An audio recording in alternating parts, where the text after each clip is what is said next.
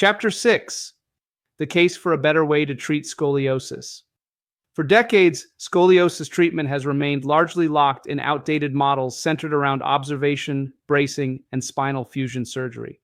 While these traditional options have helped some patients, they have also left many others struggling with poor long-term outcomes, unnecessary physical and emotional pain, and irreversible surgical consequences. Today, our deeper understanding of scoliosis biology, combined with advances in genetic, hormonal, and neurological research, clearly points toward a better, more effective way to treat scoliosis, one that addresses the root causes of the condition rather than simply reacting to its most visible symptoms. Point: a modern, proactive, whole-body approach offers new hope for scoliosis patients by providing personalized care strategies that are preventative, dynamic, and far less invasive.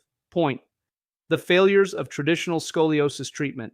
The first failure of the traditional scoliosis care model is the reliance on observation, essentially a wait-and-see approach. When a mild curve is detected, many physicians simply monitor it with periodic X-rays, taking no action unless the curve progresses. This passive strategy assumes that scoliosis is a static condition, ignoring the reality that scoliosis is dynamic and most aggressive during periods of growth.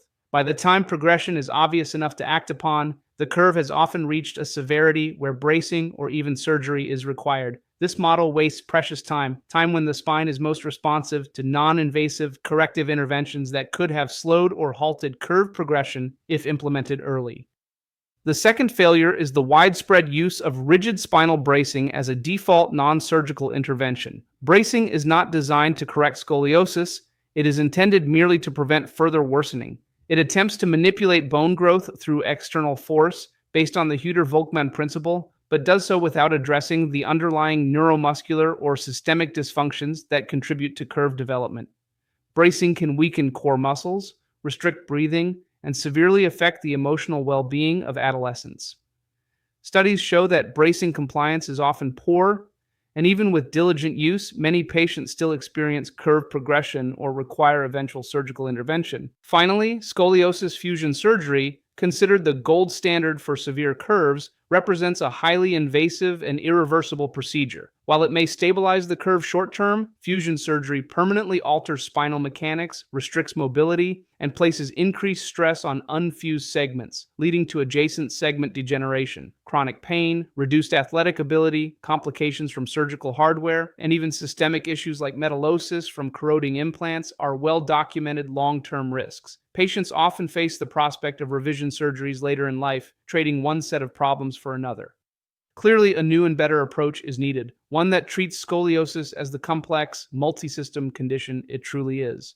The promise of a modern, personalized treatment model. A modern scoliosis treatment model starts by recognizing that scoliosis is not just a spinal problem, it is a whole-body condition influenced by genetic, hormonal, and neurological factors. Rather than treating the curve as the disease, this model addresses the biological systems that drive curve progression, aiming to intervene early, correct imbalances, and create lasting change. Genetic variant testing. Understanding individual risk. Advances in genetic testing now allow clinicians to identify specific polymorphisms associated with scoliosis risk.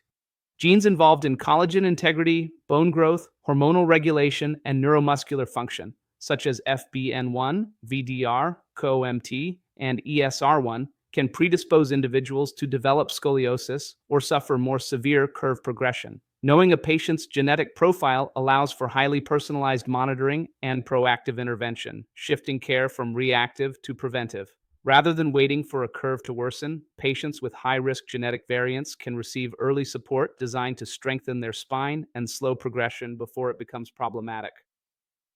Hormone and neurotransmitter testing, revealing hidden drivers. Hormonal imbalances, particularly involving melatonin, estrogen, and cortisol, have been implicated in scoliosis onset and progression. Similarly, neurotransmitter dysfunctions affecting serotonin, dopamine, and GABA pathways can impair postural control and proprioception, critical systems in maintaining spinal alignment. Testing these biological markers gives clinicians vital information about the internal environment of the patient's body, allowing targeted treatments to correct these imbalances. For example, a patient with low melatonin and dopamine levels could receive supplementation and therapies that enhance spinal growth regulation and motor coordination, dramatically improving their ability to respond to rehabilitation. Personalized dietary and nutrient therapy.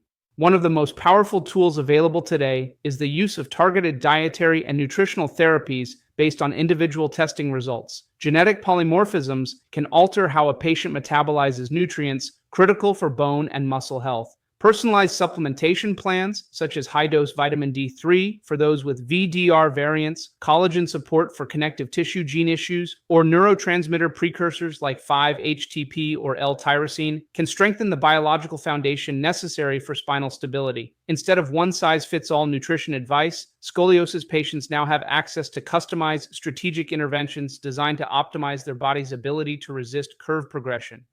Proactive treatment for mild scoliosis. Perhaps the greatest shift offered by the modern model is the emphasis on proactive treatment for mild scoliosis, not just severe curves. Early intervention programs, including scoliosis-specific exercises, nutrient therapy, hormonal balancing, and neurological retraining, can often halt or reverse curve progression long before bracing or surgery becomes necessary. This proactive stance gives patients the best chance for a normal, active life, preserving spinal function and avoiding more aggressive interventions later. Reflexive response rehabilitation, training the brain and spine. Modern scoliosis rehabilitation focuses on retraining the brain's postural control centers through a technique called reflexive response rehabilitation. Unlike traditional exercises that target voluntary muscle groups, reflexive response techniques automatically recruit deep intrinsic spinal muscles, those critical for maintaining posture but difficult to engage consciously. Using resistance-based activities like the ScoliSmart activity suit or isometric postural exercises during a scoliosis bootcamp program, patients can strengthen these muscles, re-coordinate muscle firing patterns, and send powerful feedback to the brain to reset posture memory. Over time, this creates a more balanced, less twisted spine without needing to brace the body externally. Instead of forcing the spine into position, the body learns to hold itself straighter naturally, creating results that are more functional, healthier, and more permanent. Less invasive, non-fusion surgical options. For patients who still require surgical intervention, modern scoliosis care increasingly advocates for non-fusion surgeries like vertebral body tethering, VBT, and anterior scoliosis correction, ASC. These techniques correct spinal curves while preserving spinal motion and biomechanics, avoiding the significant drawbacks of traditional fusion. VBT uses a flexible cord to modulate spinal growth, guiding the spine into a straighter position as the patient matures. ASC achieves immediate curve correction with less invasiveness than posterior fusion and maintains much greater flexibility. Though not without risks, non-fusion options reflect a more physiologic, future-oriented approach that prioritizes quality of life and long-term spinal health. Building a better future for scoliosis patients. The evidence is clear. The old models of passive observation, rigid bracing, and invasive fusion surgery are no longer sufficient or ethically acceptable as the sole strategies for scoliosis treatment. Science and medicine have progressed, offering us a deeper, more complete understanding of scoliosis as a multi-system condition that demands a personalized, whole-body solution.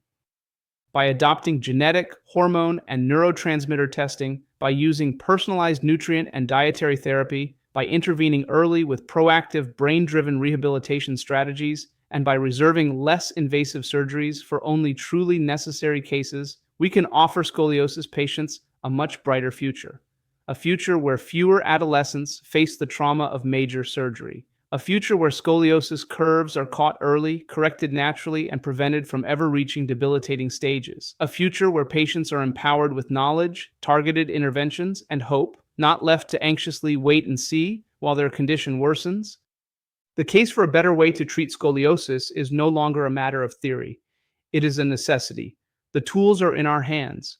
Now it is up to the medical community, scoliosis specialists, and families to embrace this modern, proactive, whole-body model and lead a new era of scoliosis care, one where health, function, and quality of life are truly prioritized.